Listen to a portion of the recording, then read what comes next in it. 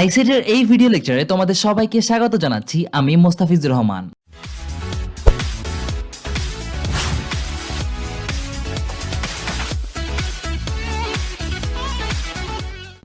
এই ভিডিওতে আমরা আইসোক্রোনাস ডেটা ট্রান্সমিশন সিস্টেম সম্পর্কে আলোচনা করব। Isochronous data transmission. Isochronous transmission method হলো সিঙ্ক্রোনাস ট্রান্সমিশন পদ্ধতি এবং অ্যাসিঙ্ক্রোনাস ট্রান্সমিশন পদ্ধতির একটি সমন্বিত রূপ, যেখানে সিঙ্ক্রোনাস ট্রান্সমিশনের মতো ব্লক আকারে এবং অ্যাসিঙ্ক্রোনাস ট্রান্সমিশনের মতো প্রাইমারি স্টোরেজ ডিভাইসে ডেটা সংরক্ষণ না করেই এবং প্রায় কোনোরূপ বিরতি ছাড়াই যখন প্রয়োজন তখনই ডেটা পাঠানো যায়। সোজা কথায় আইসোক্রোনাস ডেটা ট্রান্সমিশন পদ্ধতি হচ্ছে সিঙ্ক্রোনাস এবং অ্যাসিঙ্ক্রোনাসের যে ভালো বৈশিষ্ট্য আছে সেগুলোর সমন্বয়। অর্থাৎ সিঙ্ক্রোনাসের যে বৈশিষ্ট্য, ডেটা ব্লক আকারে পাঠানো হয় সেই বৈশিষ্ট্যটা, এবং অ্যাসিঙ্ক্রোনাসের ক্ষেত্রে যে বৈশিষ্ট্যটা ভালো সেটা হচ্ছে আমাদের কোনো স্টোরেজে ডেটা সংরক্ষণ করতে হয় না।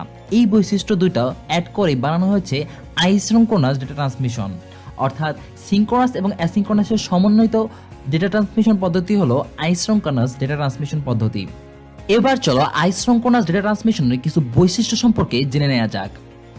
এই ট্রান্সমিশনে পরপর দুটি ব্লকের ডেটা ট্রান্সফারের মধ্যবর্তী সময় সুষম ও সর্বনিম্ন রাখার চেষ্টা করা হয়। এখানে সুষম বলতে বোঝানো হচ্ছে যে পরপর দুটি ডেটা ট্রান্সফারের ব্লকের মধ্যবর্তী সময় একই রাখার চেষ্টা করা হয়।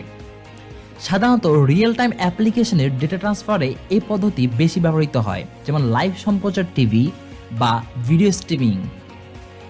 এই ধরনের ট্রান্সমিশনে ডেটা পাঠানো শুরু করার পূর্বে একটি স্টার্ট সিগন্যাল পাঠানো হয় এবং ডেটা পাঠানো শেষ হলে একটি স্টপ সিগন্যাল পাঠানো হয়।